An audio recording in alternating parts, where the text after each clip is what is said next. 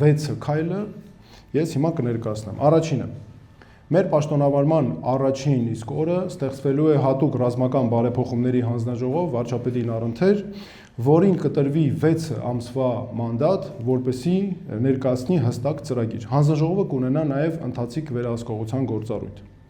Երկրորդ հանձնաժողովին կտրվի նաև հստակ ժամկետներ եւ հաշվետվողականություն, որպեսզի մենք կարողանանք ցույց տալ,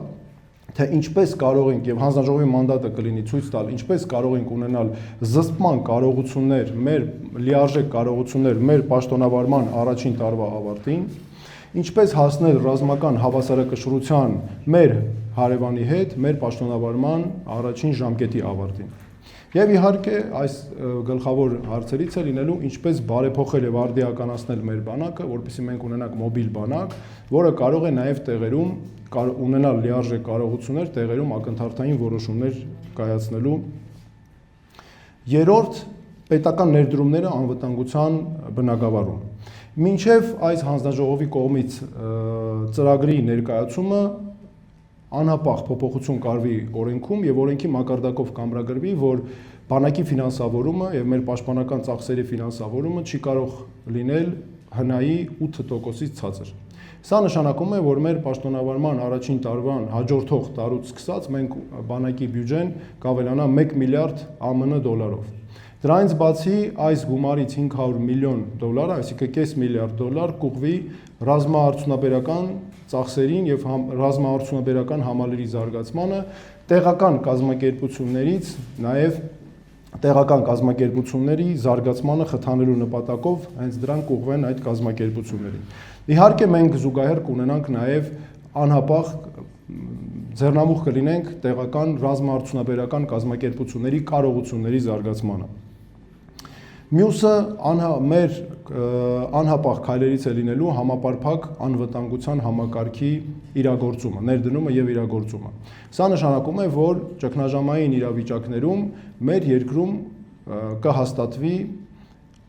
համակարգ, որը ամբողջությամբ երկիրը սկսում է աշխատել պաշտպանության համար։ Կառավարությունը, այսինքն պետությունը,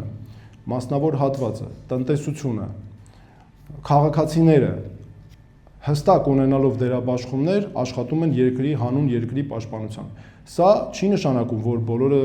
զենք են վերցնում գնում են բանակ իհարկե, սա նշանակում է, որ ամեն մեկը գիտի հստակ իր դերը եւ իրականացնելու է այդ դերը, այլ ոչ թե զբաղվելու է ինքնագործունեությամբ կամ ստիպված լինի պետության կառավարման որևէ քաղաքականության բացակայության պատճառով մարդիկ ստիպված են լինում իրենք ուղիներ որոնել, որպեսզի օգնեն մեր բանակին, օգնեն մեր պաշտպանությանը։ Եվ օրինակ կարող են բերել, օրինակ պետությունը պետք է հստակ հաշվառված իմանա, ասենք, որևէ քաղաքում կա, օրինակ, ենթադրենք կոշիկ կարելու հնարավորություն ունեցող կազմակերպություններ կամ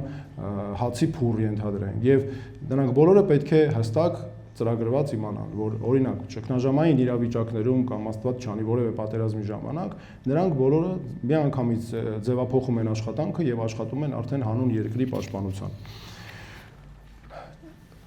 Քայլ 5-րդ. ճշմարտություն եւ պատասխանատվություն։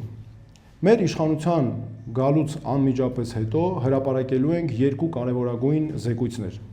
2016 թվականի քառօրյա պատերազմի վերաբերյալ ազգային ժողովի քննիչ հանձնաժողովի զեկույցը, որն այդպես էլ չհրապարակվեց,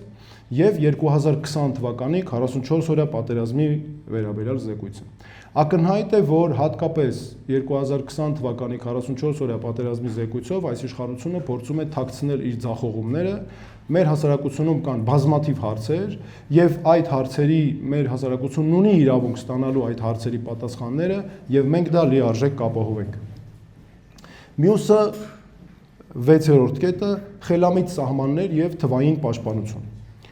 Մենք զարկ ենք տալու ժամանակակից բանակի կառուցմանը ժամանակակից տեխնոլոգիաներով, մարդկային նաև ներուժի հնարավորինս նվազ ներգրավման, բայց լիարժեք սարքավորումների, արհեստական բանականության, նաև սարքավորումների օգտագործման։ Այստեղ շատ կարևոր է բանակի հետախուզական կարողությունների զարգացումը, որը մենք պետք է շեշտադրենք անպայման, որպեսզի նաև դա անվտանգության համակարգի հիմքերում լինի։ Մեզ համար անհրաժեշտ է, որպեսզի եռաշերտ համակարգ այստեղ գործի։ Ավտոմատ վաղ ազդարարում եւ ավտոմատ հայտնաբերում, իրական ժամանակում ազդանշան եւ արագ արձագանք։ Սրանից զատ մենք նաև բնականաբար բարձրացնելու ենք մեր զինվորականների նկատմամբ վերաբերմունքը եւ արժանապատիվ վերաբերմունք, որ ոչ թե սպան դիտվի, ինչպես այս իշխանության օրոք է, զինվորականը սպան դիտվի որպես բեռ, սոցիալական բեռ, այլ մեր պետության կարևորագույն հենասյուներից։ Եվ առհասարակ սա պետք է լինի մեր բանակի նկատմամբ վերաբերմունքը։